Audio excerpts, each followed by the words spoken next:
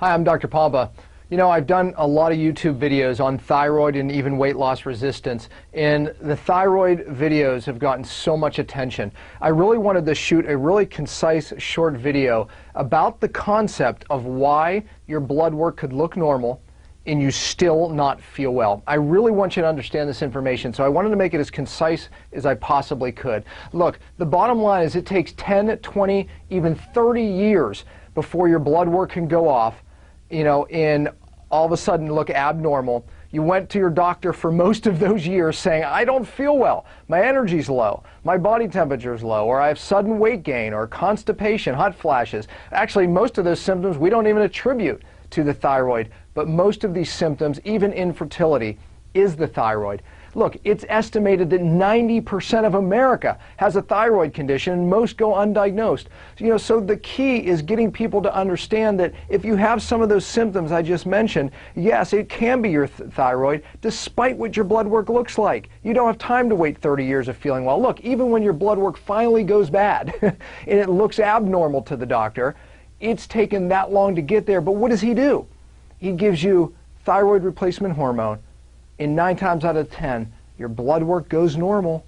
However, you still don't feel well. That's why this message is so life-changing and so darn important. Look, 3 reasons why your blood work can be normal and you still not feel well. Number 1, you could have an autoimmune condition.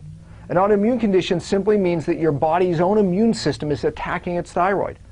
The problem with that is that most doctors don't test to see if you even have that.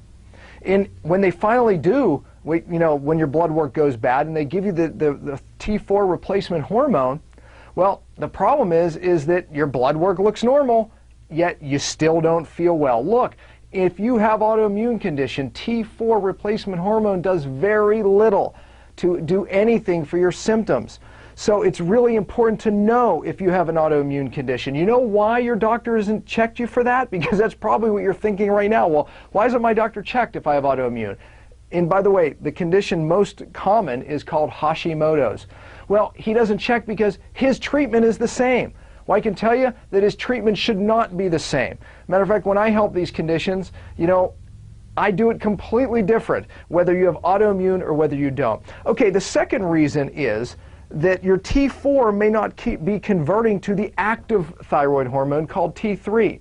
And this can happen because of a liver issue, and I'm going to explain more about this in a minute. But let's look at the third reason, is a T3 receptor problem. Very similar to type 2 diabetes, that you can produce all these hormones, but if the hormones can't get into the cell and do their magic, you're not going to feel well. Okay, so let's look at these two in closer. And I want to give you a little lesson first, just so you understand. First of all, T4 hormone is the stored hormone. It is produced in your thyroid, and it's the stored hormone, but it's not active hormone. You see, it has to be converted into active hormone T3.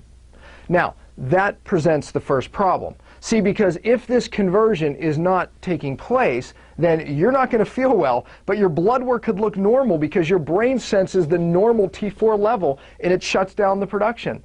So therefore, you're not converting into the hormone that actually makes your cell work so you feel good. And by the way, that could happen because of a liver problem, because that conversion takes place in the liver. Matter of fact, that conversion actually takes place also not just in the liver, but it needs selenium. So it could actually be a selenium deficiency. But let me explain one more thing, because I talked about active hormone, and what is that really? Well, this is your cell. That hormone T3 has to talk to these little receptors on every cell. So the T3 connects with these receptors, and then it's allowed to do its magic in the cell, and it tells your DNA what to do. Therefore, you feel good. You have a lot of energy. You don't gain weight, you can lose weight. So this all works really well as long as the T3 is talking to these receptors. Okay, so let's talk about that, because this is probably the most common problem that we see today with thyroid conditions, is that really the problem isn't the thyroid or even the hormones. The problem is the hormone receptor on the cell. Look, there's an epidemic of something called inflammation. Inflammation is the cause of the majority of degenerative conditions that we see today, whether it's thyroid, diabetes, even the inability to lose weight, cancer, even to an extent. all the neurodegenerative diseases. I'm not talking about inflammation of a sore shoulder or a knee, although that is inflammation. I'm talking about inflammation of this cell membrane that blunts these hormone receptors. And the hormone receptors are on the cell. The inflammation blocks the receptor. The one thing I love to teach, whether it's doctors or the public, is hormone problems are not necessarily a problem with needing more hormones. It's a problem with the receptor to the hormones. And it's the inflammation that blocks it. And you've seen me on other videos talk about the three main causes of this. Overconsumption of grains and sugar in the diet. Absolutely a massive cause of cellular inflammation. Bad fats. And some of those fats may surprise you. So watch some of the other videos. You know, we need to replace them with some of the good fats. And also toxins. Toxins are attracted to fat and they drive inflammation on this membrane, just like these bad fats do. But the point I want to make is once these receptors are blunted because of inflammation, toxins, bad fats, now it can't communicate. So the analogy that I could give you to understand this is it's like having plenty of gasoline, but if you can't get into the car, then what good is it, right? So the T3, your blood work looks normal, but you're not able to get into the car to make you feel good. Okay, so that's a big problem.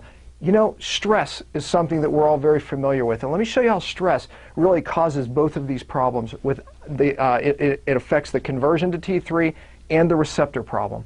See, because when you have stress, your body takes T4 and instead of converting it to T3, it converts it into something called reverse T3.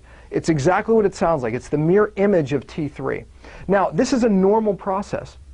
See, because when you're under stress, your body wants to conserve energy. Remember the last time you had the flu? Did you feel like moving or you had a lot of energy? No, you just wanted to lay on your couch or in your bed. Right. So that's normal because your body wants to take its energy and utilize it for healing. But see, when the flu goes away, your energy comes back. Your body stops shunting it down to RT3 and starts producing this active hormone again. It allows it back into the cell and you feel good again.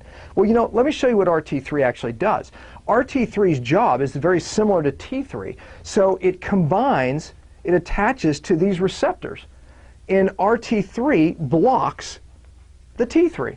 So it's not getting into the cell. So once again, you have all this gasoline, can't get into the cell. But in a normal case, your body does this on purpose to conserve its energy. But what happens? What happens when the stress becomes chronic? See, because then you end up with a condition called reverse T3 dominance. And this is not a good condition. Unfortunately, doctors aren't testing correctly for it. See, we look at something called free T3. It's a blood test.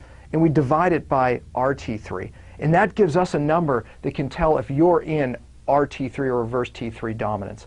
See, when stress becomes chronic, whether it's emotional stress or even toxic stress, see, either of those can keep you in reverse T3 or RT3 dominance. And the problem with that is now your body's not getting the T3 in the cell and you don't feel well. And again, your blood work looks normal.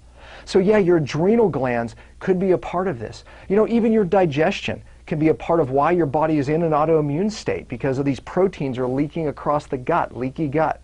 You know, does your doctor consider your gut in his treatment for thyroid? Well, you need to. And you need to consider your adrenals and how you're adapting to stress, whether it's physical, chemical, or emotion, because the body doesn't know the difference between any of those stresses. But the problem is it can put you into reverse T3 dominance. And once you're in that state, it has to be broken so you feel well. You know, look, you know, I always say that conditions today, you have to fix the cell to get well. You have to downregulate inflammation. You know, this is a message that I love teaching to doctors or the public. But man, if you get this, I mean, make sure you watch some of my other videos. But the thing that I want you to take home today is, look, it's not what you think. You know, those symptoms that you're identifying with, all of a sudden you gain weight, you can't lose it, you don't feel well, your energy is not right. You know, there's a reason for that. But don't look at just the blood work. There's some other tests that need to be done, and there's definitely some other things that you can do that can make a massive difference in your health. I hope this helps. I hope this helps, and I hope you understood it enough. At least you can watch it over and over again. Send it to your friends because there is an epidemic, but there is a solution. Thank you.